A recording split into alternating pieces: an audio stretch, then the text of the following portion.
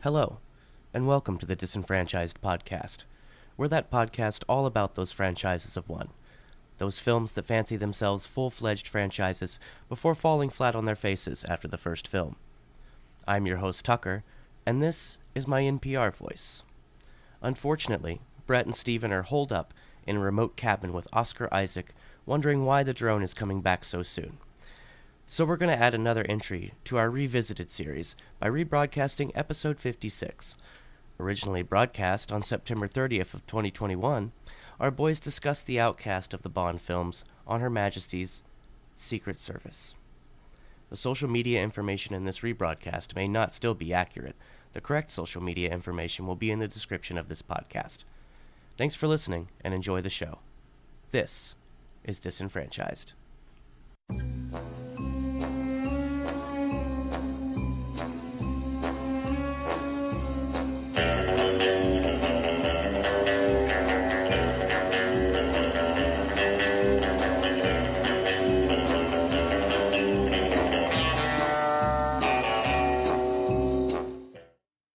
The name's podcast, Disenfranchised Podcast. That's right, we're that podcast all about those franchises of one, those films that fancy themselves full-fledged franchises before falling flat on their face after the first film. I am your host, Stephen Foxworthy, and my co-host skiing rapidly down the side of a Swiss Alp. It's Brett Wright. Hey, Brett. Hi, Stephen. I've got this martini prepared for you, vodka. I hope that's okay. As long as it's shaken and not stirred. By luck, it actually is shaken and not stored. Stored? Oh my gosh, this is the worst podcast ever. Shut it all down. We're done.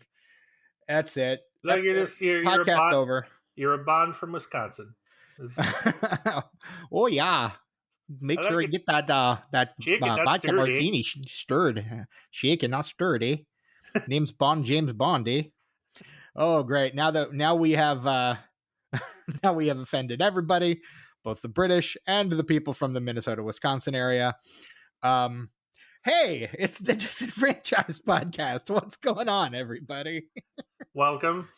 This is going to be a great episode. I can already tell. And there's a new James Bond movie coming up. And so as such, we have elected Brett to talk about what movie? We're talking about the one and only failed franchise in the Bond oeuvre, On Her Majesty's Secret Service. Yes, 1969's On Her Majesty's Secret Service, starring George Lazenby, Diana Rigg, Telly Savalas, Gabrielle Verzetti, Ilsa Stepat, Lois Maxwell, George Baker, Bernard Lee, Bernard Horsfall, Desmond Llewellyn, and many, many others, including but not limited to the great Joanna Lumley in one of her very first film roles. But yeah, I hear what you're saying, Stephen, Brett. This is part of the Bond franchise. It absolutely is. And you're right, except every other Bond got to make at least one other movie. Lazenby did not. In fact, Lazenby, we'll talk about why there was not a sequel to Lazenby's Bond franchise, but there was only one Lazenby Bond film, and so it technically counts as a failed franchise starter, or at least we're technically counting it as a failed franchise starter. And so basically this is our way to talk about Bond. So we're going to talk about Bond in advance of No Time to Die. It's no different than like Solo or movies like that. We're like, look, yes, is it a single movie in a larger franchise that you could make an argument that it's part of the franchise? Sure. Mm-hmm. But I mean, we've just given you at least two reasons why it fits. Yeah. I mean, look, we'll get into all of it for sure. But for now, Brett, what is your familiarity with the Bond franchise? What is your familiarity with this film? Do you have larger thoughts on Bond, et cetera, et cetera? So my history with the Bond franchise is nearly zero. Unfortunately for the audience and you. Let me take a guess, if I may. Mm-hmm. Your entry into the franchise begins with GoldenEye, the video game. Absolutely, Steven. You've hit the nail on the head. If you were a kid in the 90s who had a Nintendo 64 and at least 2 friends, you were probably playing the hell out of GoldenEye. I had neither an N64 nor did I have 2 friends, so I was kind of out on that. Yeah, I was lucky enough to have not only 2 friends, I had enough friends to play 4-player on-screen co-op. Well, la-di-da. I know. And my own N64. I was living the high life as a teenager. Who knew? Man. So, yeah. So, I mean, obviously, most of my Bond knowledge is going to be modern-day Bond. I think, judging by my reaction to the original Italian job, I'm not much of an Anglophile. And the old school Britishness of the older Bond films isn't really my thing. Sure. I like the later, more tech heavy, gadgets and that sort of spy shenanigans. I'm into that more. But overall, not really a Bond guy. Wow. Look, I'm sorry, man. Like, I apologize to you. I apologize to the listeners. You're gonna see over the course of this episode. I don't know a whole lot, and you're probably not going to be happy with my opinion about this movie either. I have a feeling I'm not going to be. Here's the thing: there are really only 2 camps you can come at for this movie. One is it's a masterpiece. The other is it's hot garbage. And I think you and I are going to fall basically evenly on either side of that argument. Because I think this movie is great. And I'm not a huge James Bond fan. I think obviously my intro to the character was the Brosnan era, though I think I do remember seeing snippets of like the Roger Moore or Sean Connery Bonds on like the TBS marathons that they used to do in the late 90s. But I don't think I ever sat down and watched a whole one of those. It was always kind of bits and pieces here and there, scattered. But, I think the first Bond movie I saw in its entirety was probably the first one I saw in the theaters, which is The World Is Not Enough. And then, wait, was it, which came first? The World Is Not Enough or Tomorrow Never Dies? The World is, no. Tomorrow Never Dies. Tomorrow Never Dies is the first one I saw in theaters. Okay. Tomorrow Never Dies comes out in 97. World Is Not Enough comes out in 99. So Tomorrow Never Dies is the first Bond I see in theaters. After that, I do see the remaining Brosnan Bonds in theaters before Die Another Day just puts me completely off the franchise altogether, as it did many other people, which is why they had to hard reboot the franchise after that one. But I've last year in quarantine, I needed, like many people, desperately needed something to do. So I went and watched all the Bonds, which were mostly streaming on Hulu at the time. So I watched all the Bonds in order. So now I know so much about James Bond. And it's a fun, it's not my favorite spy franchise. James Bond is far from my favorite spy, like fictional spy. I think I've mentioned on this podcast before that my favorite fictional spy is George Smiley. Because I like the spycraft in like clandestine rooms and like secret glances and like actual spycraft, which is part of why I think this movie's really awesome, because it's not the goofy gadgets, the space age stuff. It's very grounded, very much something that could probably happen. And I think that with the exception of like the weird mind control subplot that kind of gets dropped. But no, it's a fun movie, and I think it's great, and I'm very excited to talk about James Bond. Well, I have the opposite opinion, as you may have already figured out, everybody. Brett's in the hot garbage camp. Well, I can't say it's hot garbage so much as just like boring. I thought it was really boring for a Bond movie. Like, I mean, and like it has everything going for it. Like, it has car chases, it has ski kind of brutal, like ski chases. That ski chase Hell yeah. was brutal. It's got one of the best Bond girls. It's got one of the best Bond villains. And yeah, but like, I found myself constantly falling asleep. And are you sure that's not just because you were watching it at the end of a very long day? I mean, that's possible, but it could be. Still though, when you're like an hour and 45 into it, and you go and you check the time, and there's still 45 minutes. You love to see it. And you're like, there's still 45 minutes of this movie. Are you out of your damn mind? Nope. I just couldn't do it. So, spoilers, I also didn't finish this movie. That's how much I did not care for it. Now, does that make my opinion invalid? I will let you decide. Some would say yes. Others who already think this movie is bad will probably be like, yeah, that's fair. But I don't know. We'll see. We'll see in the comments that we don't have. You can find us on social media. Let us know who's right here. We are at Disenfranchised Pod on pretty much all of them. Yeah, so that's where I fell on it, because I just didn't feel like, because like I said, I'm more of the, gadget heavy, seeing him do cool stuff and drive cool cars, and not so much the real spy stuff, quote unquote. Yeah, that's the stuff I eat up with a spoon. I love it. Yeah, so that's where I fall. All right. Well, I guess that's all we've got for today. Thanks for listening to our On Her Majesty's Secret Service episode. No, we're going to get into it. Don't even worry about it. Good night, everybody. Good night, everybody.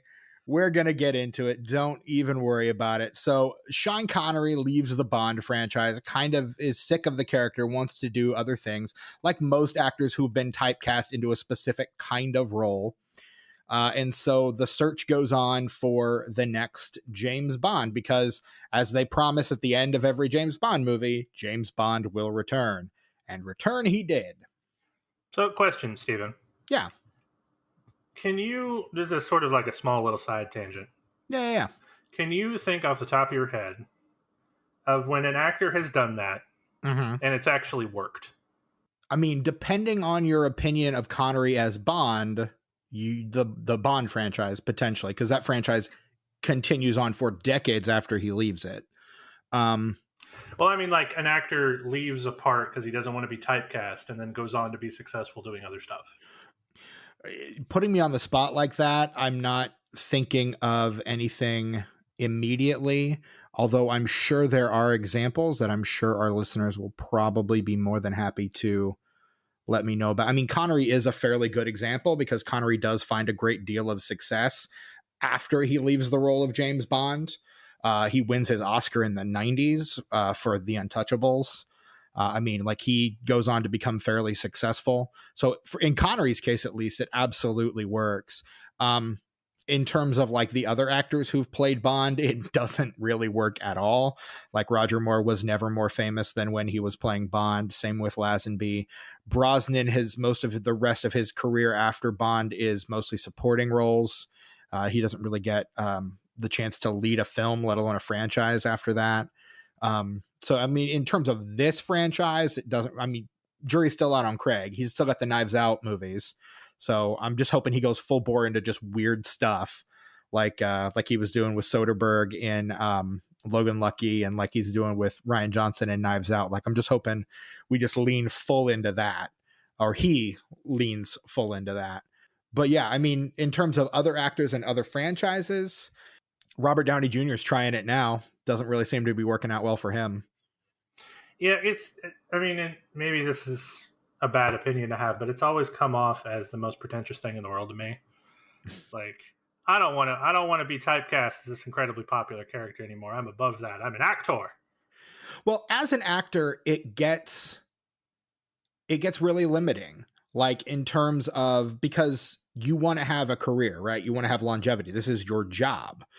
And so if there's only one thing that you're able to do that anyone thinks that you're able to do, it becomes increasingly less fun. As an actor, I worked with a particular theater group here in Indianapolis, a community theater group, for a long time. And I did a lot of plays with them, but they were mostly comedies. And one director cast me in a drama. And two of the directors that I had worked with for that company previously came to one of the shows, and they pulled the director of that show aside and said, I had no idea Steven could do that, because you never gave me the chance to do that. Like, some actors might surprise you, and some actors do have a lot more in their repertoire. Other actors think they're more versatile than they are. So I think it depends on the actor. I mean, there's a difference between like a character actor and a personality actor. Like, a personality actor is the kind of person who just plays the same role regardless of what they're in, like a Sean Connery or a John Wayne. And they can have a great deal of success doing that. But I mean, that what you see is what you get, pretty much. Whereas a personality or a character actor is known for playing lots of different characters, and they like taking on a lot of different kinds of roles. They're the ones that might surprise you when they pop up in a comedy, but can play comedy as well as drama, as well as whatever else you might ask of them. They're usually guys like Benicio del Toro, who will show up and do like 5 minutes of just the weirdest stuff imaginable in a Guardians of the Galaxy or a Star Wars movie, and then, you know, go on and do, like, I don't know, a Che Guevara movie, you know. Like, that's just the kind of actor that they are and the kind of thing they can do. So, I mean, there are different kinds of actors. Some actors are personality actors, but like to fancy themselves character actors. Some actors start as character actors, and then once they find their niche, they find it really difficult to get back out of that, either because of the public perception or because certain tics and certain things have become so ingrained in their acting style that they can't get rid of those now. I think that's an example of what we're seeing in Robert Downey Jr., who was in his youth an incredibly versatile actor, but I think he's just been playing Iron Man for too long. Like, we'll talk about Doolittle on this podcast at some point, but like, Doolittle is very much the kind of role where you're like, well, that's just Tony Stark trying to be British, really, is what that is. So it doesn't, in my mind, it's unsuccessful in part because of that. It's unsuccessful for a lot of other reasons, but that's a big part of why I think that movie is unsuccessful. But again, we'll have a Doolittle episode at some point. Don't worry about it. Okay. And look, that's the sort of insight that I wouldn't have had, because I'm not an actor, whereas Steven is. Strictly amateur, but hey, still counts. Look, man, still counts. And that's the sort of perspective that I did not have. So fair enough. Thank you for that. No problem. Very informative. And carry on. No problem.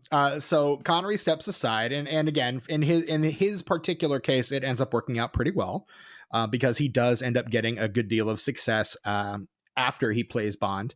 But in steps George Lazenby, who pretty much, and it's kind of a big, almost Scarlett O'Hara level search for the next James Bond, which for those that don't know, in the late 30s, early 40s, when they announced that they were going to be doing a Hollywood version of Margaret Mitchell's Gone with the Wind, David O. Selznick pretty much goes on this massive search for Scarlett O'Hara, where he is screen testing like hundreds of women across the country to play this very iconic character, this very iconic role, before the role ultimately goes to Vivien Leigh, who is perfect in that movie.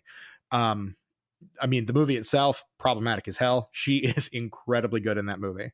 And the search for James Bond kind of had a similar vibe to it. Like, every time there's a Bond actor steps aside, there's always like, who's going to be the next James Bond? And like, there's a bunch of attention paid. Like, this was the first time that had happened. So the idea that someone else would be playing James Bond was kind of huge. And so they're searching all over, high and low. In comes this Australian model named George Lazenby, who secures the role by doing one incredibly savvy thing. Before his audition, he calls up the tailor shop in Savile Row. Is the audio bad? Okay, you were wincing, so I wasn't sure if there was an audio issue. Oh no, I didn't know this guy was a model. Oh yeah, I was like, oh, no wonder he's so bad. How dare you? He ends up securing the role of James Bond by doing one incredibly important thing. He goes to the tailor shop on Savile Row in London, where Sean Connery got his suits, and basically saw that there was a suit there that Sean Connery had never picked up. It was Connery's suit. He had never picked it up. It was just sitting there in this tailor shop. And Lazenby says, fit me for that suit. And so the tailor does, fits him for the suit. He shows up for his audition in Connery's suit. So he walks in and essentially they're like, you look like James Bond. And that is ultimately what secures him the role. Like he walks in and he is James Bond. And so he ends up securing the role based on that. Brett's having feelings right now. Oh, God. No, look, no wonder this guy sucked. And no wonder he didn't get a second movie. You cast him because he looked the part. They didn't bother to audition the man and his acting ability at all? I'm sure they did, but here's the thing. If you want like a it's the late 60s, Brett. Like image is everything. And Bond, the image of Bond is the image of cool. Well, like that's what it is. It's that effortless coolness. Which did you say the name of this tailor shop, by the way? Was it mentioned? I did not, no. Was it the Kingsman? I don't know the name of the tailor shop. I just know that it is the tailor that Sean Connery went to. Was it the Kingsman by any chance? No, it was not. It was not that tailor shop. Okay. Here's Brett, I don't want to be the one to break this to you. Uh-huh. But that's not real. What? No, how dare you? I know, I'm very sorry. You've crushed my dreams. I'm so sorry, buddy. I wanted to join their ranks one day. But you're not British. That's a problem. Shut up. I can be whatever I want to be. Not with that accent, you can't. Yeah, I know, it was real bad, wasn't it? That was pretty awful. Oh, pretty unimpeachable, my friend. That was real bad. I apologize to everyone listening. Oof. Yeah, that was oof. But no, I mean, it's the same thing like when you hear Americans talking about how they're waiting for their Hogwarts letter. I'm like, no, you're gonna get a letter from Ilvermorny and you're gonna like it because you don't get Hogwarts letters in America. I'm sorry, owls don't fly over oceans. It's not gonna happen. Nope. Sorry. Hate to be the one to break that to you, but that's just how it is. This is gotta crush your dreams. That's what apparently that's my role on this podcast. But to that point though, that's the sort of spy movie that I'm into, just over the top gadgets and just like over the top action. Just like, yeah, that's not surprising. Kingsman for days. I love all of those movies. Well, and Kingsman itself is kind of it's a kind of riff on the classic James Bond model, just cranked up to 11. Oh yeah, for sure. So, whereas for me, the Kingsman movies are a bridge too far. I'm just like, is there any way we could take this and just strip it of everything that makes it different and just like set it in a quiet room in the middle of like the winter somewhere? Like, could we do that? Maybe is that like, and just have a bunch of people like suspecting each other like that? Because that's really cool. I like that. You just want to watch some people play like One Night Ultimate Werewolf for like. Hell yes. For like an hour? Yes. Oh my gosh. Yes, that sounds perfect. But no, one of my favorite movies of the last decade is a movie we will absolutely cover on this podcast. Tinker, Tailor, Soldier, Spy. I absolutely love it. Brett will absolutely hate it. He will fall asleep 7 times before the end of the movie and probably not finish that one either. But I cannot wait to talk about that movie. Because we're never going to get the rest of that, and it's based on a long-running series. Okay. Smiley was kind of the anti-Bond, and so that's kind of why I love him. Look, I don't mind, some good who's actually doing the thing, and it's the intrigue, it's the betrayal, it's the triple cross. I don't mind that. Like, that's fine. I like a good murder mystery. Knives Out is fantastic. Knives Out is great. I don't. It's when you include that into a big political spy thriller. Like you dump that into a big political spy thriller. And but here's the thing. That's what spy thrillers initially were. Yeah, I mean, sure. Like it's all the intrigue, it's all the betrayal, it's all the who do you trust, what do you do, how do you get out of this situation kind of thing.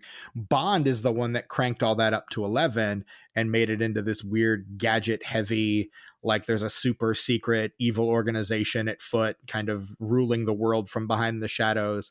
Like Bond was the one that kind of did all that, and because of its popularity really set the template for spy movies going forward.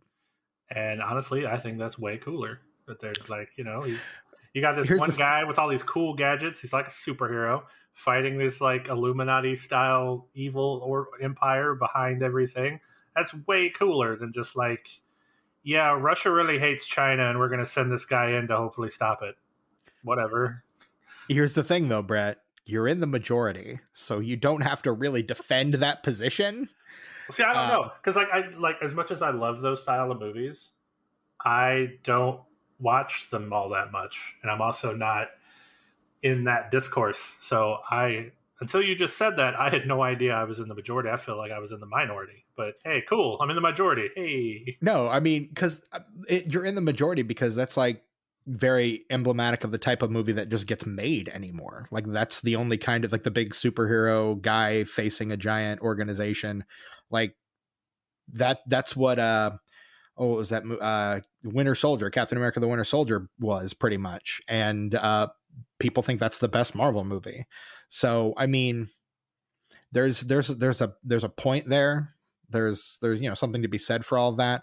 I just, for my part, love those quiet thrillers where it's all about the intrigue and the actual spycraft, which is why I think this movie is so good, because it's about James Bond actually doing spy shit as opposed to, opening a suitcase and a helicopter popping out of it. That, which is something that totally happens in a Bond movie, but I mean, that's a bit much, but but I mean that this movie feels, and I think that's, for a lot of its detractors, I think that's what most people don't like about it. But this is, for all intents and purposes, this is the most accurate adaptation of an Ian Fleming novel in terms of what happens in this movie and versus what happens in the actual book. Like this is the most real, this is the most grounded, it's the most honest adaptation. So I don't know, something to be said. Well, that's just something that happened over time, right? Like the James Bond in the movies, it's just an entire franchise of in-name only adaptations, right? Like, yeah, particularly toward the end where literally they start taking the names of Ian Fleming short stories and putting them in front of Bond movies, even though they have nothing to do with them. Like Quantum of Solace, well, I think the last time they tried that.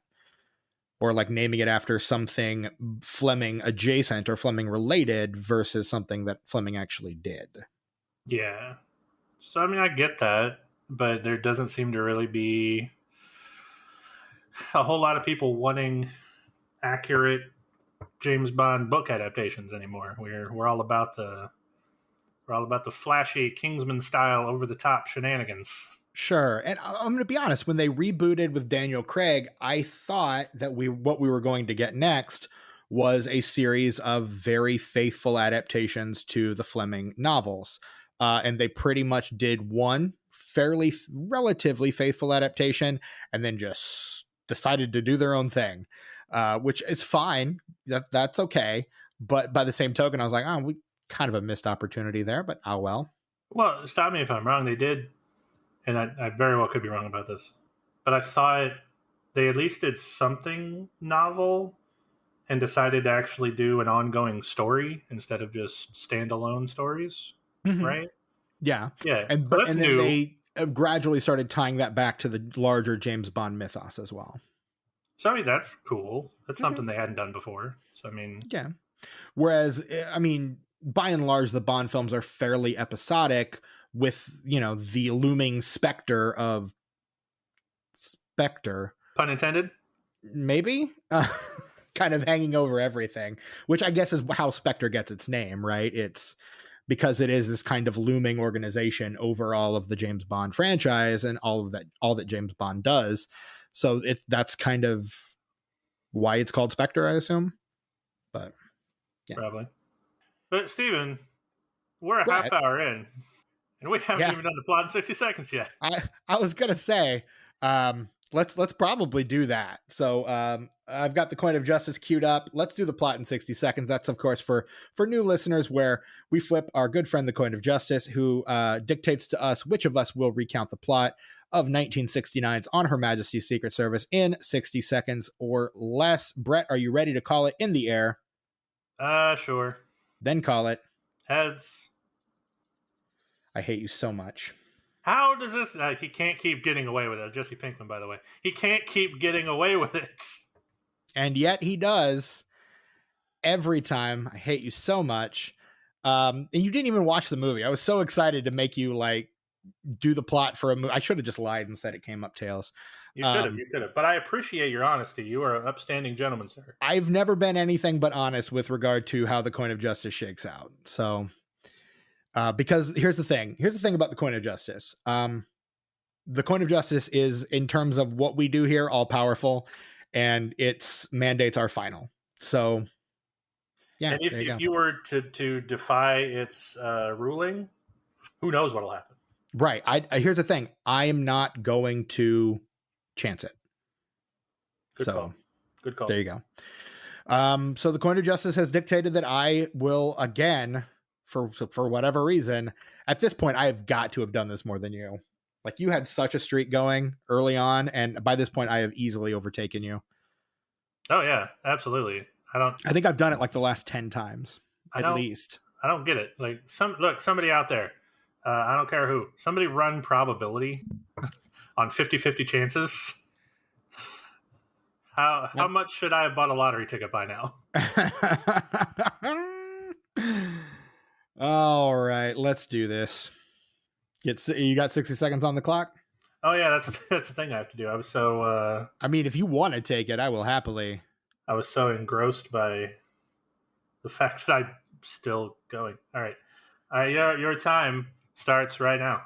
James Bond, this time played by George Lazenby, saves a woman from committing suicide by drowning on the beach.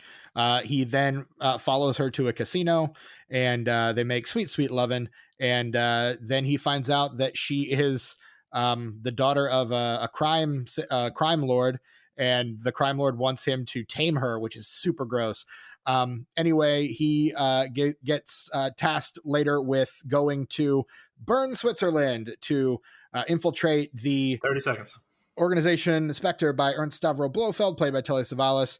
He pretends to be a genealogist and ends up going there. And there's a bunch of women who are a part of this. They think it's helping them. And in fact, he's brainwashing them into assassinating people, like Zoolander, I guess, is the plot. There's a big ski chase. Tracy helps him escape. That's the girl from the beginning that he helps from suicide. They escape. They get away. He ends up marrying her in Portugal. They leave. And that's time. There's a drive-by shooting and she dies. I was almost done. Almost there. I was so close. Literally, I was right there. Well, thank you for telling me how the movie ended. You're welcome. It's actually a really poignant ending. It's Irma and Blofeld drive by and shoot up the car, and Bond manages to survive, but Tracy dies via head wound. And so Bond's like cradling her lifeless body as a officer shows up, and he just keeps whispering, it's okay, we've got all the time in the world. And it's actually like one of the more downbeat James Bond endings, honestly. And it's actually really poignant and sad. And it's kind of a bummer you didn't see it. Well, let's be honest. I don't know if I would have appreciated it at that point. I would have just been waiting for the movie to end. You're such a Philistine, Brett. Wow, Steven. Damn. All right. Carry on. But yeah, no, I think this is a great movie. So canonically in the books, this is actually the first meeting between James Bond and Blofeld, which is why when the two of them meet in this movie, they don't recognize each other. Whereas canonically in the films, they had met in the previous movie, which was You Only Live Twice was the previous film. And in that one, the role of Blofeld was played by disenfranchised favorite actor Donald Pleasance. So they do actually meet face to face in that movie. But again, because this is such a faithful adaptation, it leads to this kind of disconnect between the films, because in the books, this is the first time they'd met. And had they met before and Blofeld and Bond were actually the same two people, then Blofeld probably would have recognized James Bond and vice versa. Which has led to one of my favorite I'll just say it's my favorite fan theory and the only one I actually subscribe to, which is the theory. And I know a lot of diehard Bond fans absolutely hate this theory, but I think it actually makes sense, which is the idea that James Bond is not a actual person, but is instead a mantle that is passed on from spy to spy, and different actual individuals take up the mantle of James Bond throughout history. I know Eon does not subscribe to that. Diehard James Bond fans do not subscribe to that. In my thinking, it's the only explanation that actually makes any kind of sense. Well, yeah, I've actually watched a couple of videos about it, and there's way too much evidence, because most people strike this movie from canon. Mm-hmm. And it's the only movie that gives any credible evidence to that theory. If you watch all of the other movies, there's tons of evidence against that theory.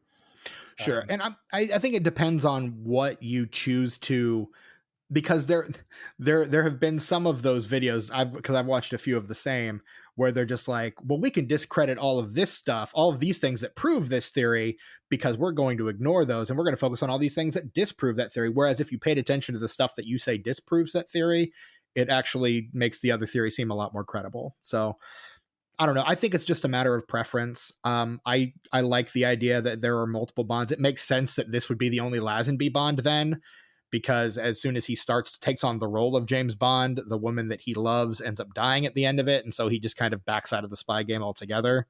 Like, that makes sense. And they have to call up the previous guy to take over again. And then he decides, no, I'm actually going to bow out. And then they have to find another James Bond. It also doesn't make sense that it's the same James Bond acting from the mid 60s all the way to the late 90s, early 2000s. With him still being, the same age that Pierce Brosnan is. That just, if you're subscribing to that theory, it just doesn't make sense. That's all movie shenanigans, though.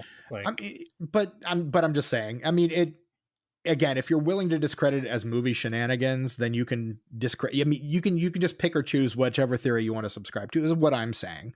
I'm not going to go through and pick apart like, well, this is the reason why it is the same person, and this is the reason why it isn't. I don't care. I'm not that kind of nerd. I just think it makes sense and is kind of a fun thing to think about. And if you don't, that's cool. You're a different kind of nerd than I am. Well, I think that's all of that is one of the reasons yet another reason why this fits our criteria, because this movie is not considered canon by most fans because it's separate. It's the only movie that lends in my opinion, lends credibility to it's just a mantle theory, because he even has a line at the beginning. I bet this doesn't happen to the last guy. Yeah. So, which is meant as a throwaway joke, but it's very much an kind of a wink and nod to the audience. And then the very next movie, which I think is Diamonds Are Forever, it begins by saying, oh, well, we're glad you're back from your long vacation, Bond, or 007, is referencing the fact that, oh, Connery wasn't in the last one. It was that other guy, So, I mean, there are kind of these in-universe winks to that, but I don't know. I just think it's fun. That theory is fun. Or the fact that Blofeld, when he finds out that he's Bond, doesn't go, "You're not Bond. I've met Bond." Right. I know James. I know 007, and you, sir, all know 007. Yeah, I mean that's perfect for something for Blofeld to say. But it's whatever, man. It doesn't really matter at the end of the day. It's just a fun thing to think about. It's a fun fan theory, and here's the thing. How it stay. I generally don't like fan theories, just as a rule. But this is the one exception, I think, to that for me personally. I just think it's a fun fan theory, and I like it, and I think it actually, unlike most fan theories, actually makes the movies a little better and a little more fun. So again, you may disagree. Your mileage may vary, and that's fine. It's okay to have an opinion different from another person's opinion. Yeah. It's okay to have an opinion different from a large corporation and character copyright holder as well. You know, it's okay to have a different opinion from their opinion also. So exactly. Because you know what? Just don't be a dick. Yeah, just don't be a dick about it. Just, like what you like. It's fine. Just don't be a dick about it. Yeah, our motto here, Disenfranchised, don't be a fan, just like stuff. Just like stuff, man. Just like what you like. It's okay. And we'll let you like what you like if you let us like what we like. That seems fair. Yeah, take this episode, for example. I don't like this movie, and Steven thinks I'm a Philistine for even considering not liking this movie. So, but does that mean that I hate Steven? No. We respect one another's opinions. Correct. Even if he's kind of mean about it sometimes. It's okay. I have probably called you worse things than a Philistine. Maybe. I don't know. Have you? Wait, don't answer that. So the director of this film, Peter Hunt, had previously been an editor on a lot of the other Bond films, actually. He was an editor on Dr. No, From Russia with Love, Goldfinger, and he was also an editor on another 60s era spy franchise, The Ipcress File, starring Michael Caine, which is kind of one of those forgotten British spy franchises. But he was a long-serving editor for the Eon Corporation, for the Broccoli family. He had done a lot of Bond movies. And so they're like, hey, we'll let you take your shot at directing one of these. And this was the movie that he directed. And I think it's great. I mean, like, cinematography and direction, not bad. I mean, yeah, for a movie of this era, I thought it was fine. Yeah, looks good. And I think it's very much a movie.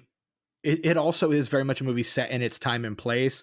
And I think that's nowhere more apparent than the wardrobe. Like, Bond is wearing like ascots and cravats, and like nowhere does Bond look like more of a fancy boy than he does here, which I think is another reason why this movie lends credence to the different Bond is different people theories, because no other Bond looks like George Lazenby's Bond. Like, he's very much dressing in what counts for like late 60s cool, like late 60s fashion. Yeah, if you would tell me that Mike Myers based his Austin Powers on this Bond, I would believe you. At least in terms of the like clothing choices, 100%. Yeah, 100%. Yeah, it makes perfect sense. Absolutely. Like, I mean, the suit that he wears in Burn is pretty much like, from the neck to the waist, is pretty much the Austin Powers suit. Like, it's with the blue jacket and the ruffles. Like, it's pretty much the same thing. Yeah, absolutely. Which is, again, it's great. But yeah, so George Lazenby is an Australian model, and he is the lucky man who lands the gig of James Bond. Before this, I think he was mostly in advertisements in Great Britain, because this is his very first film role.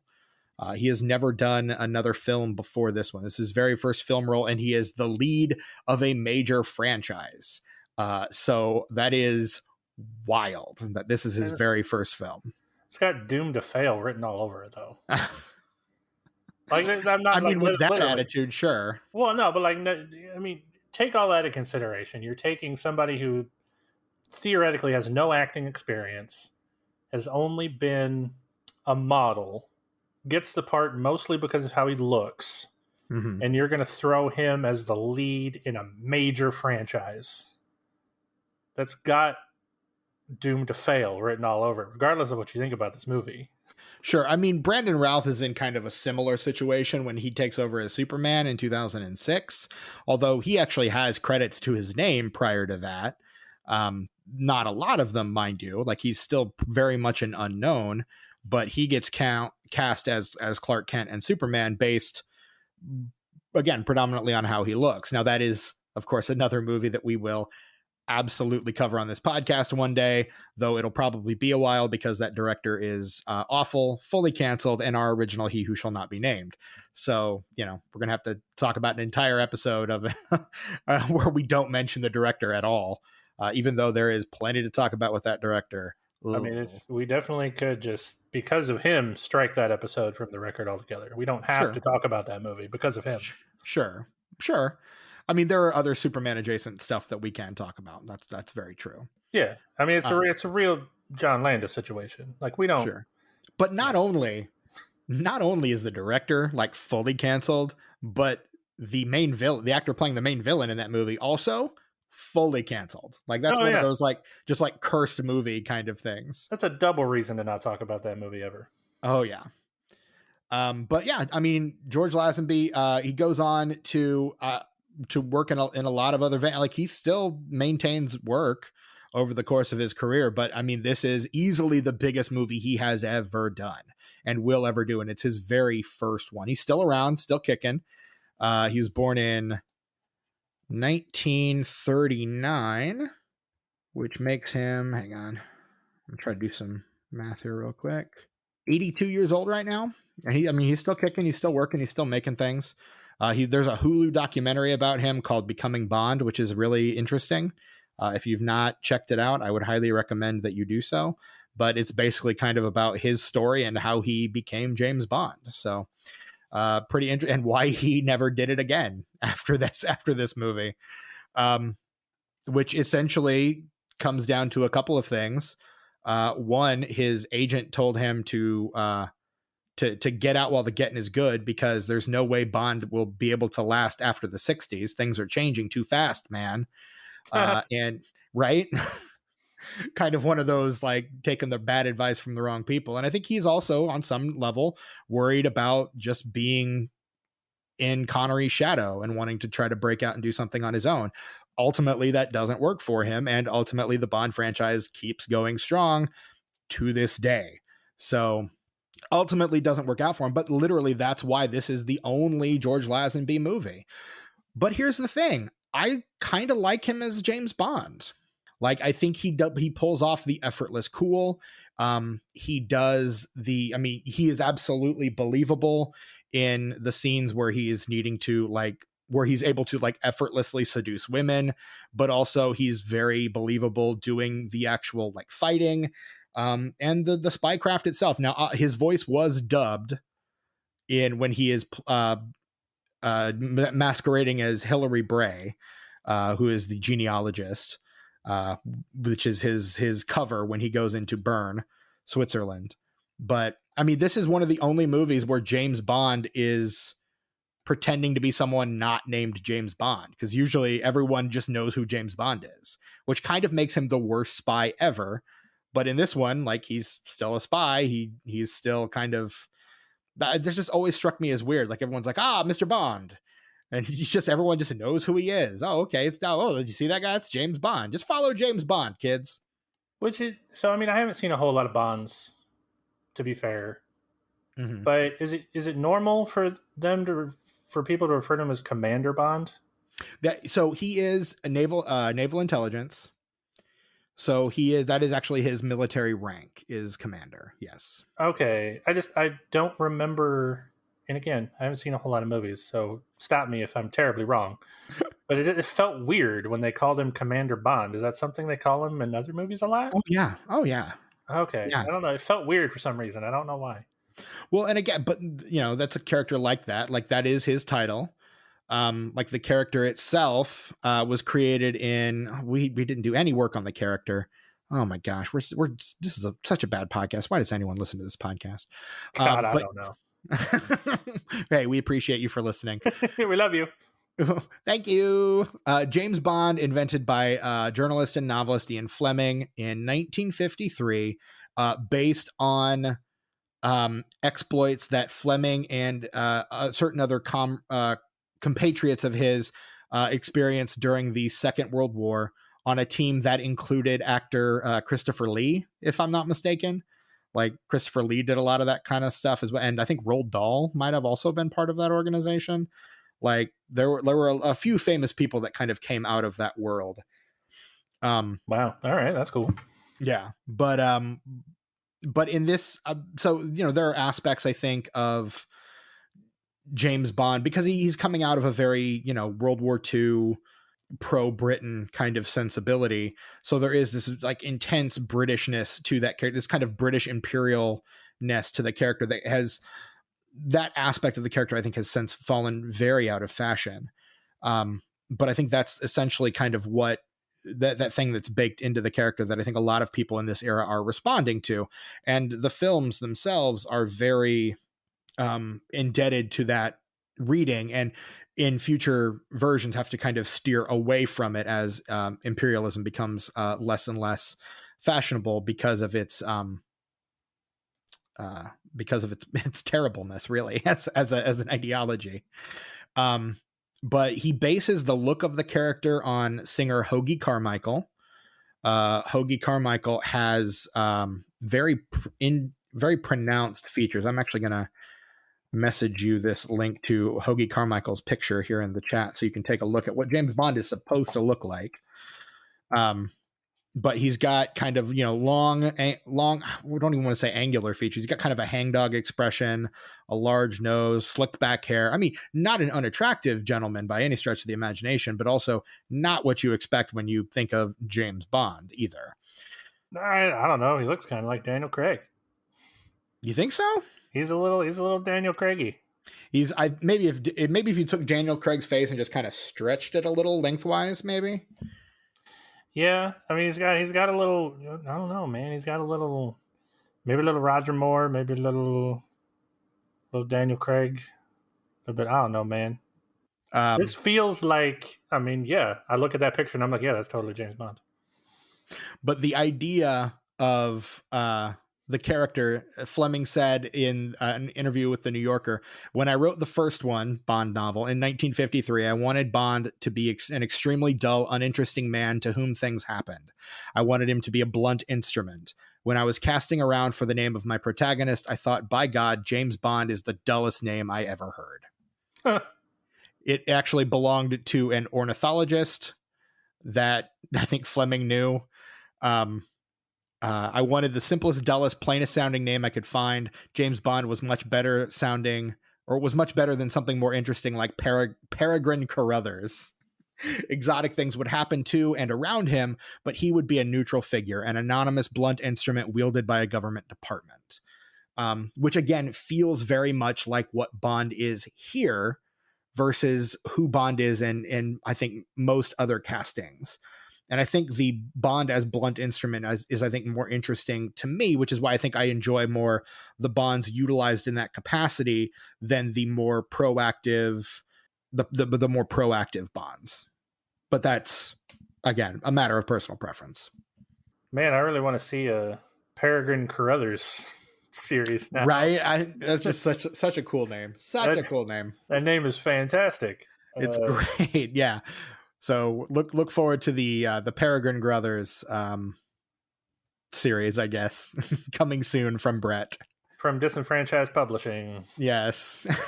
our imprint label.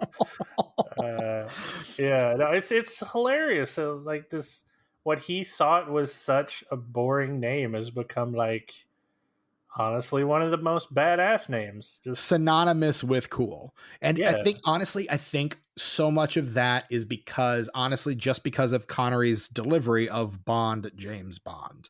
Like, that imbues it with so much cool that basically Connery kind of becomes to this day the staple of what that character should be. He's the platonic ideal of what James Bond is.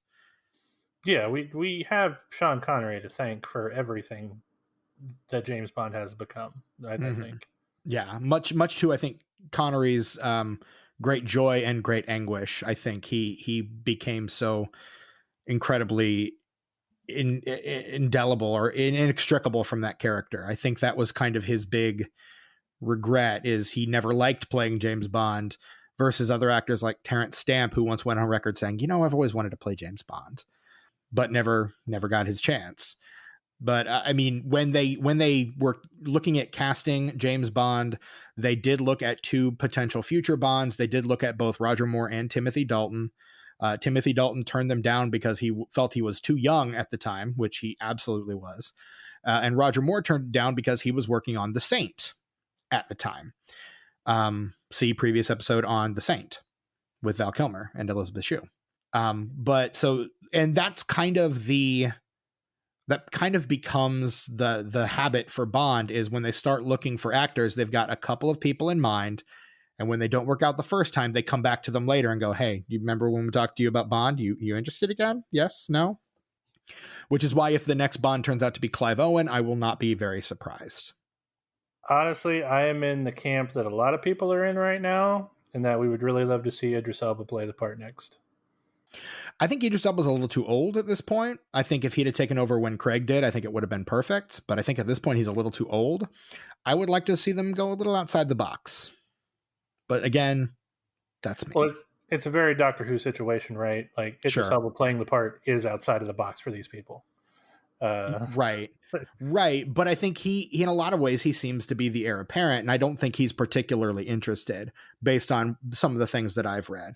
Like, because they go, hey, should James Bond be black? And he's like, I don't know. Why isn't James Bond a woman? And everyone's like, oh, yeah. Well, I mean, hey, look, man, Doctor Who broke that glass ceiling. So maybe we finally get a female Bond. Who knows? From what I am given to understand, from what I have read about No Time to Die, it takes place when James Bond has retired, and there is a new 007 who is played by Lashana Lynch, who is the actress who plays Monica Rambeau Maria Rambeau rather, in Captain Marvel. So she is both of African descent. She is black, and she is British and female. So oh god, actually she's of Jamaican descent. Sorry. I can already hear the angry, nerdy incel comments now. My god. I feel sorry for her if they choose her. I really do. She's going to get so much shit. But here's her character description as Lashana Lynch as Nomi, a new 00 agent who entered active service sometime after Bond's retirement and was assigned the 007 number. So she is 007 in this movie. Now, I would not be terribly surprised if they killed her off in order to advance the plot, just kind of fridged her, because it's a male-led action franchise. It seems like something they would probably do. Yeah, probably. But I don't want that to happen. I think it would be cool if she was the next Bond. I think she would be really good at it. But yeah, there you go. Oh yeah, so do I. But you're right. Like, we're gonna call it. We haven't seen the movie. Mm-hmm. But we're gonna. The movie actually does not come out until October the 8th, which is a week after this episode drops. Usually we would try to release this week of, but they pushed the date forward a bunch. So now it or to push the date back, I think, again. So now it is interfering with Spookython. So Spookython will be next week, which is why we're doing this now. Look, enjoy it. Yeah. We didn't want to interfere with Spookython because we know how much you guys like it. And how much we like it as well. And how much we like it as well. So, look, it's still fine. Yeah. Listen to this and then go watch the movie next week and tell us if we were right, if they'd fridged the character. I mean, I will be watching it, and I will be able to tell you one way or the other. So there you go. I look forward to that. I might watch it. Who knows? After having seen all the other, and here's the thing, it's got to be better than Spectre, which is easily the worst of the Craig Bonds by a country mile. Yeah. I mean, no, I think I did enjoy Quantum of Solace maybe a little less, but they're both pretty bad. They're both pretty indefensible. I have seen most of the Daniel Craig Bonds, but I don't think I saw the last one, so I can't really speak to that. Yeah, it's not good. It's not good. But yeah, so I mean, look, I like this movie. I think Lazenby does a pretty good job of kind of Bond as he was initially conceived. I do also want to we need to talk about Diana Rigg, and we need to talk about Telly Savalas. We have to. Diana Rigg, R.I.P. Diana Rigg died actually last September, almost a year or a little over a year ago. She passed away. But she was known at this point predominantly, and honestly still to this day is predominantly known as Emma Peel in the Avengers, which again, speaking of kind of anti-Bond characters, John Steed is definitely kind of that mold. Is a very different kind of spy. But this movie comes out a year after that series wraps. So she has had her prominence on that role, and then takes the role in this movie. Apparently does not like George Lazenby very much, does not get along with him very well.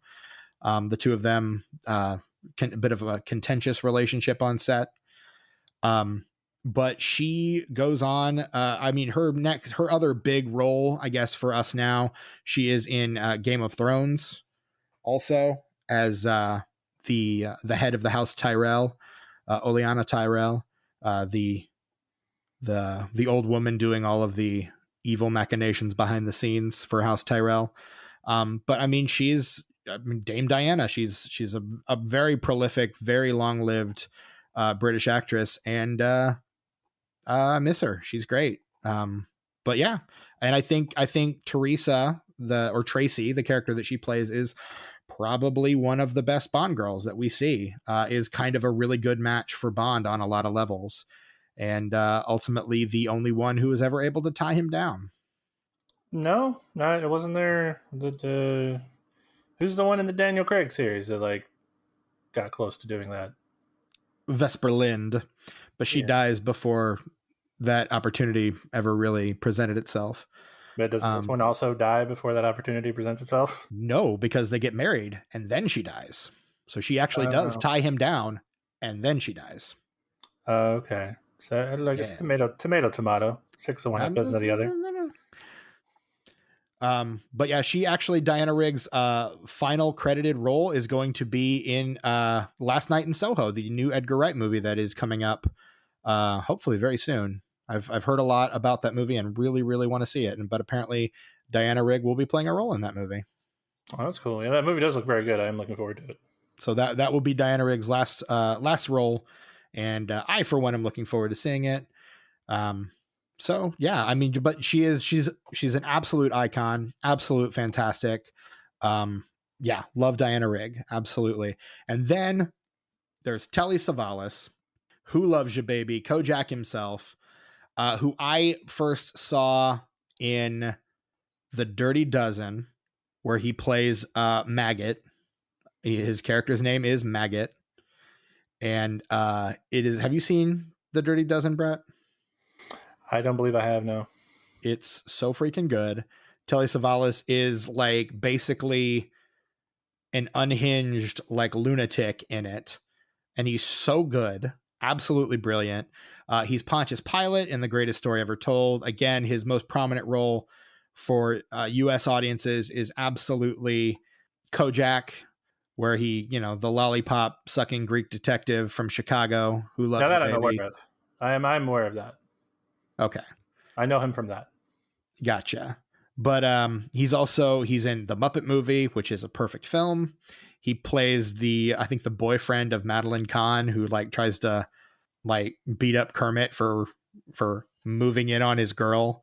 But yeah, he's great. I love Telly Savalas. I think he's again, another fantastic actor.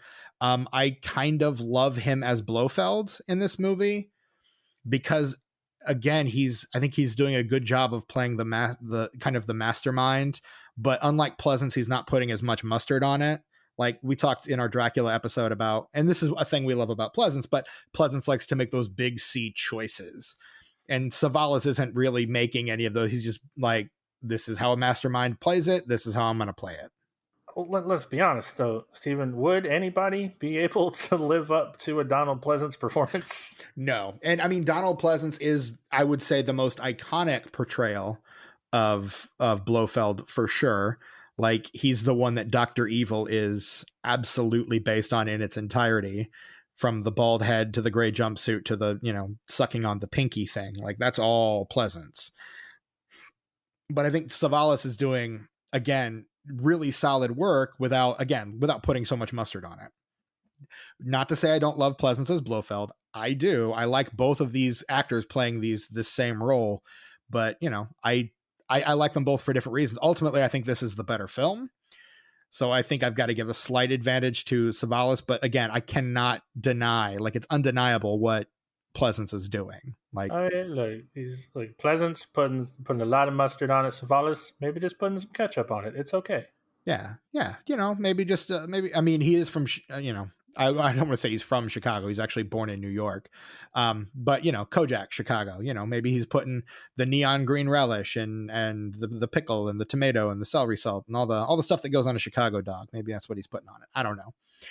But I love it. That's the thing. I love it. I think they're both doing great work. But I like Savalas's portrayal. And again, part of that is because of the grounded nature of the portrayal. Like, really.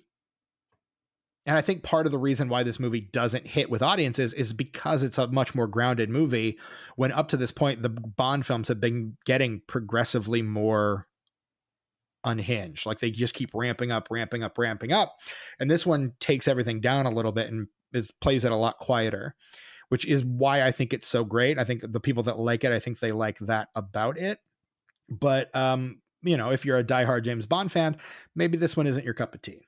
Yeah, because I do remember thinking as I was watching this, and even though because much like you, back in the day, I saw bits and pieces of old Bond films. I never watched one altogether. So I am more familiar with the Donald Pleasance Blofeld. So, like, when this Blofeld is on screen, I remember being incredibly underwhelmed by it. Just like, he's playing this very straight.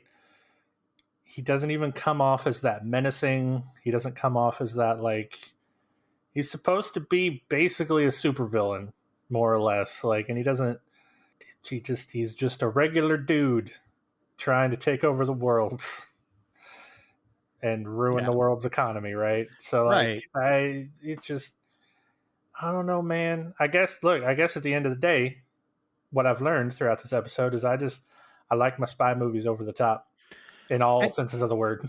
And here's the thing. That's one of my favorite things about the Bond franchise is that there is something in it for everyone. Like, if you like that kind of over the top, bizarre spycraft, you've got your early Connery movies. You've got your Roger Moore movies, particularly your late Roger Moore movies, like, that are very gadget heavy and goofy. Like Moonraker, he goes to space. James Bond doesn't need to go to space, but Star Wars had just come out, so James Bond absolutely needs to go to space. Yeah, of course he does. Just put that on the poster. James Bond ... in space. That might have actually been the tagline for Moonraker. You say that as a joke, but that might have actually been the tagline for Moonraker. I'm going to look it up. I did look up, just so we don't get emails about it later, I did look up Kojak. Apparently he was not a Chicago cop. I could have sworn he was a Chicago cop. Apparently he was from New York. But I did not know that. And also, real quick, I'd be remiss if I did not say Spice. James Bond in Spice. That is one of two movies where the character Jaws shows up too. You see, you also love, like, a really weird henchman with a gimmick. Like, I love a henchman with a gimmick, man. A lot of those Bond movies had those gimmicky henchmen. Okay, the actual tagline for Moonraker, where all the other Bonds end, ... So you got the dots. This one begins. Oh boy. And apparently where all other James Bonds end is space. Apparently. I don't know. But yeah, that's there's your tagline for Moonraker. But yeah, I mean, it's truly a weird, almost unhinged franchise, with lots of highs and lows. So, I mean, you can find your sweet spot within that franchise, and it may not be the same as anyone else's. And you know what, guys? That is okay. Brett, do you have any other things to say about On Her Majesty's Secret Service? Unfortunately, no. I wish I did. I wish you did too. But I really kind of don't. I'm not gonna lie. I was kind of hoping you'd like this one a little more than you do. But I just honestly, teased. I went in with high hopes because I'm like, I'm a fan of a Bond movie. And you knew that I had a quite an affinity for this one because I had pretty much let that slip in our text thread.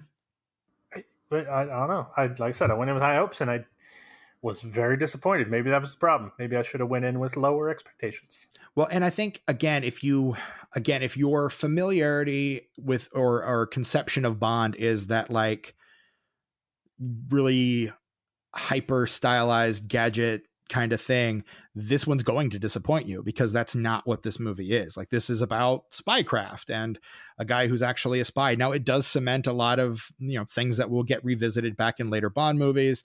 The fact that Bond was married, I think, gets revisited in a couple of them. The fact that the world is not enough is the Bond family motto on the Bond family crest is introduced in this movie, which then becomes the title of the movie, The World Is Not Enough, because at that point they were out of James Bond stories. So they just made a new James Bond story and grafted a Bond sounding thing to it. Like this movie does introduce a lot of things that do get revisited in later Bond movies, which is interesting considering this is a movie that is often forgotten about or kind of relegated to non-canon, I guess I should say.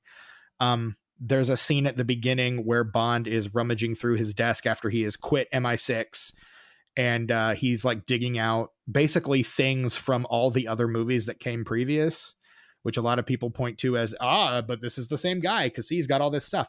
Who's to say he didn't just inherit that guy's office and this is just stuff he left behind? I don't know. I'm just saying, like, this movie references all the previous Bond movies as a way of making Lazenby seem like he's been in canon all the time. Like, this guy's always been James Bond. What are you talking about? And then kind of dismisses him just as quickly. One interesting thing that this movie does do is it leaves his face out of a lot of the marketing.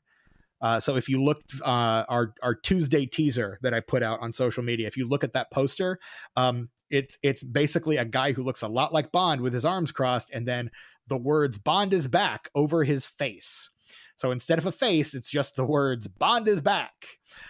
So, I mean, they really kept his face out of a lot of the marketing. And if you look at the beginning, he's got an introduction very similar to the one that Bond gets. I think it's in Goldfinger or maybe Dr. No, but where it's a lot of close-ups of his hands, his face, like his cigarette, like without actually showing his full face. So you don't get that reveal until like the money shot later on in the opening. That's interesting, especially considering he's a model. You should be marketing how he looks. But again, because Connery so embodied that role, and this is one of the first times in a major franchise where you have like a character kind of passing on to another actor. Like, that doesn't happen much in those days. It happens all the time now, but in those days it didn't happen quite as much. So, they want him to be seen as James Bond and to market this as a James Bond movie, not on the strength of Connery, who we all know as James Bond, but on the strength of, hey, this is James Bond, that character you like. Yeah, the sort of switcheroo marketing that they do nowadays. I'm looking at Ghostbusters 2016. Yeah. So bitter. Look, man, they tried to market it directly to our nostalgia when that movie had nothing to do with our nostalgia. Okay, is that why you don't like that movie?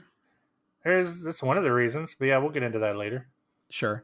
We've got a whole Ghostbusters episode coming up, guys. Which we keep teasing. We keep teasing it. Don't worry, we'll get there. We're releasing it when Ghostbusters Afterlife comes out, and that movie keeps getting pushed back.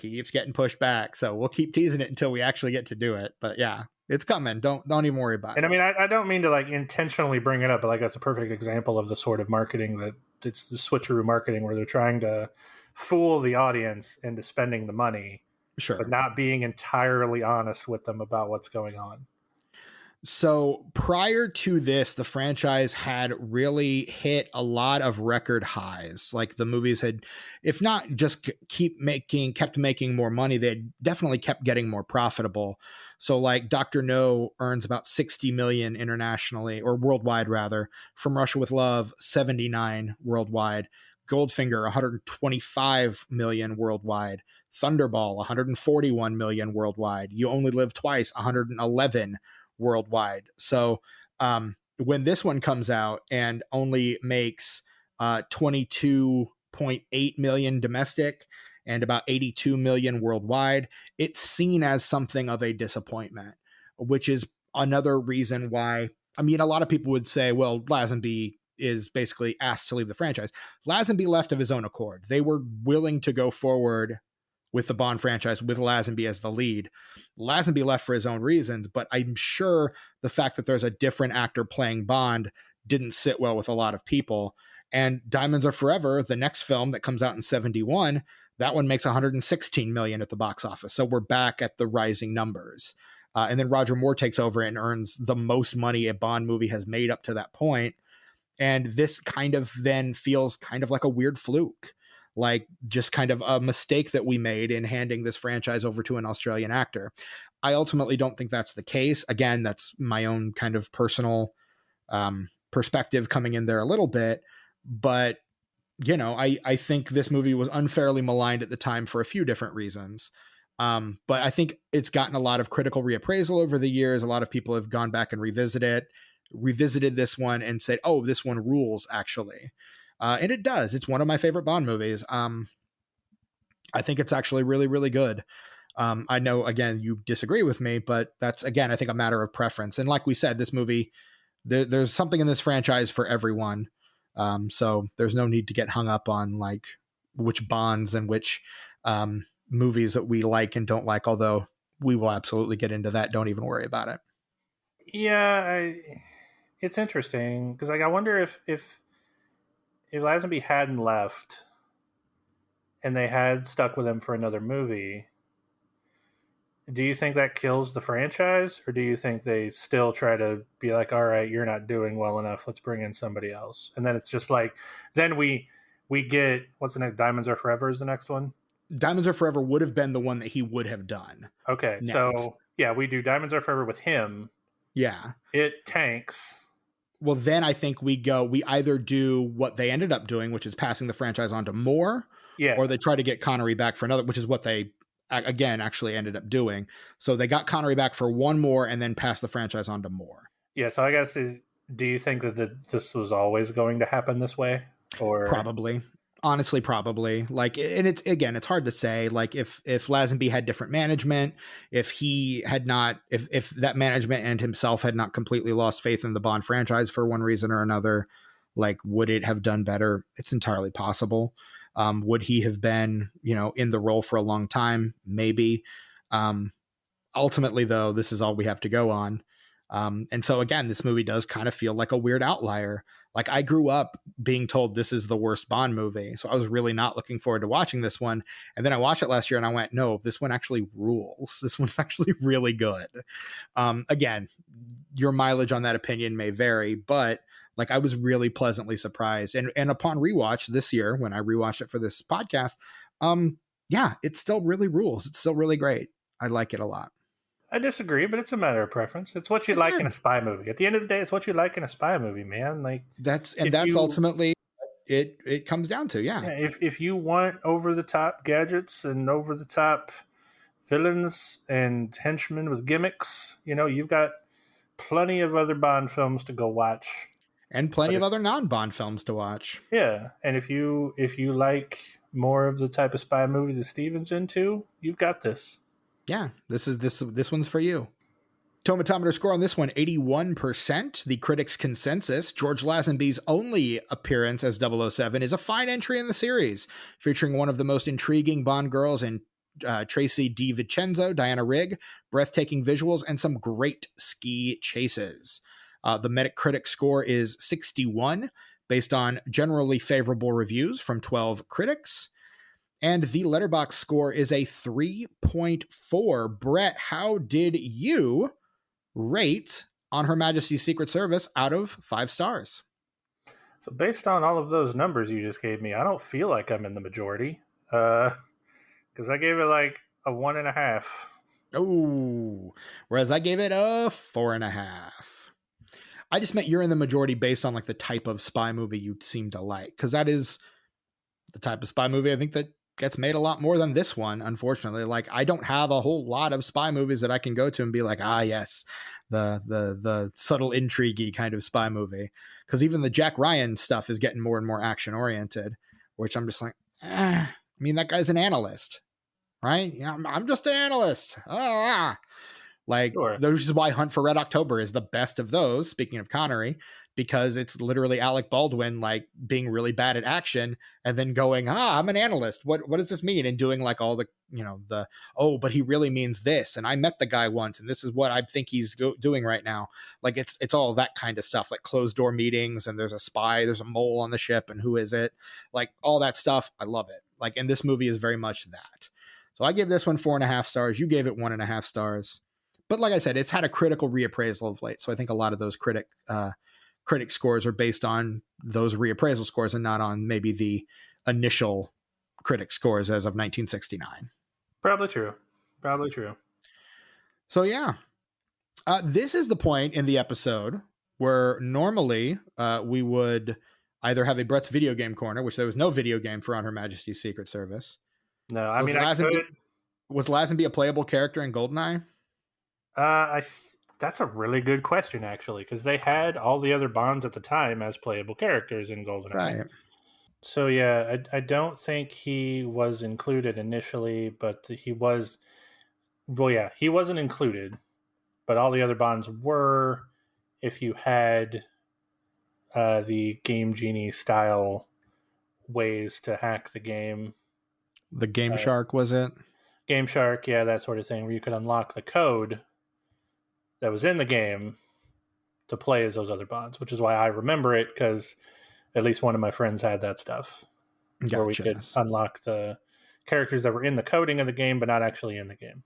But yeah, I mean, I could take this time to talk about GoldenEye, but I mean, it's not really relevant to this movie. Especially since there's not a George Lazenby in there. No, and but there may be another opportunity for me to talk about GoldenEye, the video game. Maybe on a Patreon.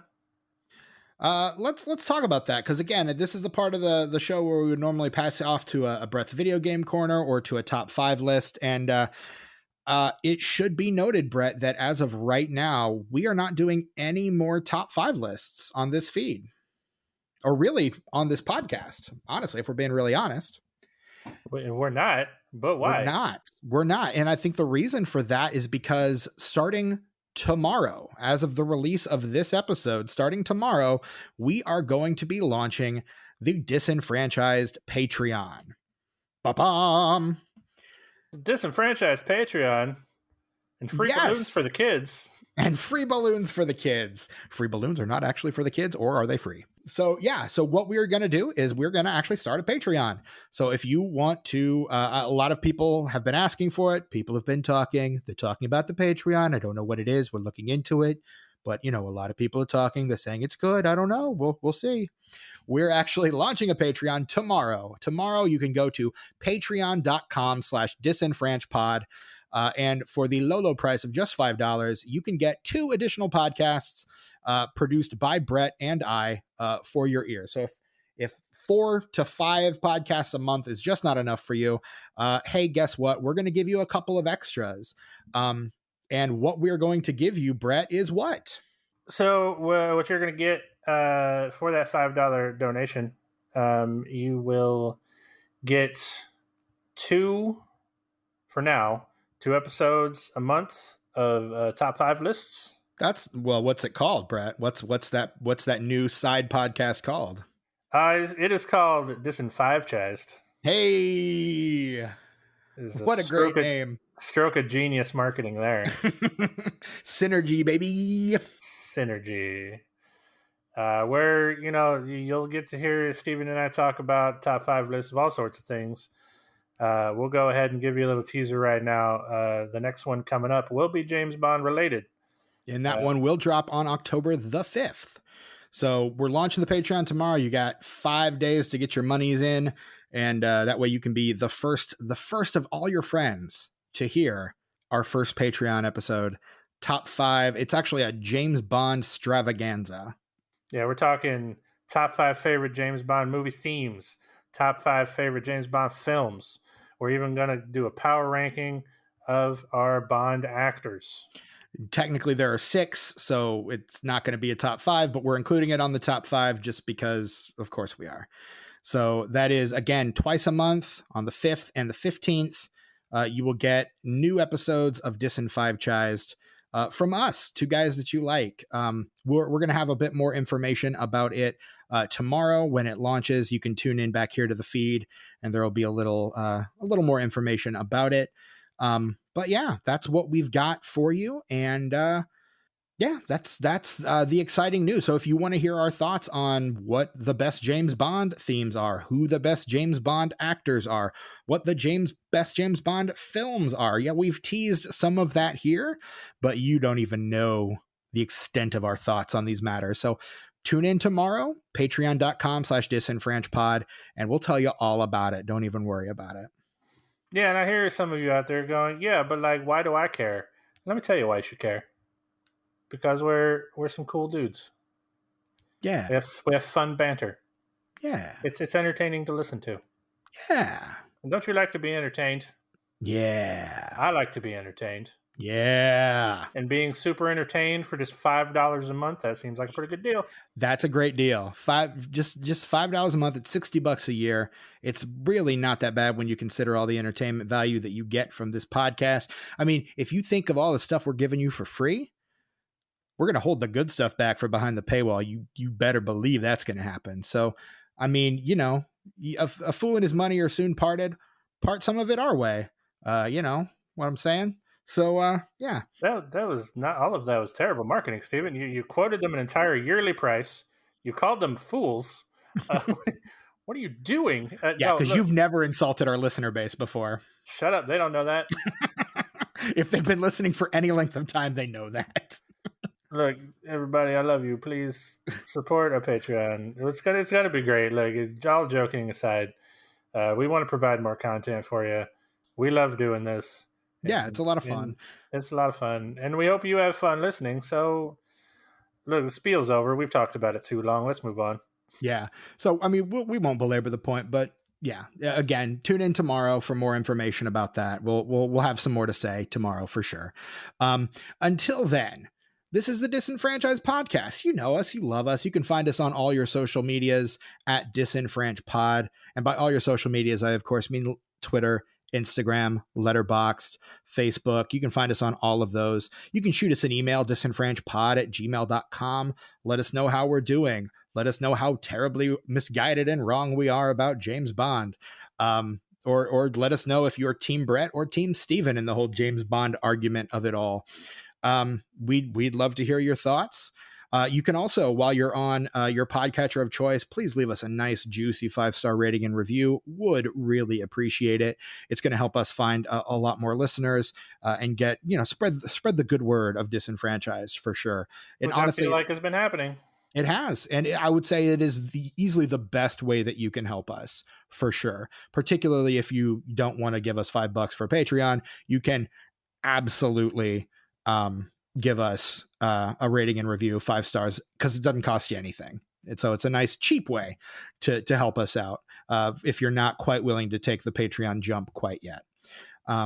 But yeah, I am one of your hosts, Stephen Foxworthy. You can find me on social media, Twitter, Letterboxd, and Instagram at Chewy Walrus. Brett, where can we find you on social media, should we be so inclined? You can find me on Twitter, Instagram, Letterboxd at sus_warlock. Fantastic. So until next time, when we launch into Spooky-thon, you've been asking for it. We've been really excited about it. And we've got some great guests. In fact, I'll just go ahead and tease what we got next week, because we've already recorded that episode. We've had that episode in the books for like a month now. We're going to be talking about the Peter Jackson film, going back to Peter Jackson, The Frighteners, with Enola Lugosi from the Slayaway network. We had a great time talking to them. It was actually a really fantastic conversation. Can't wait to talk to them again. But it's a great episode, and we're excited for you guys to hear it next week. So tune in. Please, because it's our favorite time of year. It's the most wonderful time of year. Mm-hmm. And it's going to be a great month. Brett has a pumpkin spice latte in front of him as we record this. So I very much do. Yep, he's basic all over this thing, and I had a pumpkin muffin and a pumpkin scone, and then I drank my pumpkin spice latte. That's too much pumpkin for me, but I am glad you like it, my friend. So until next time, I am your host, Stephen Foxworthy. For my co-host, Brett Wright, and myself, I want that martini shaken, not stirred.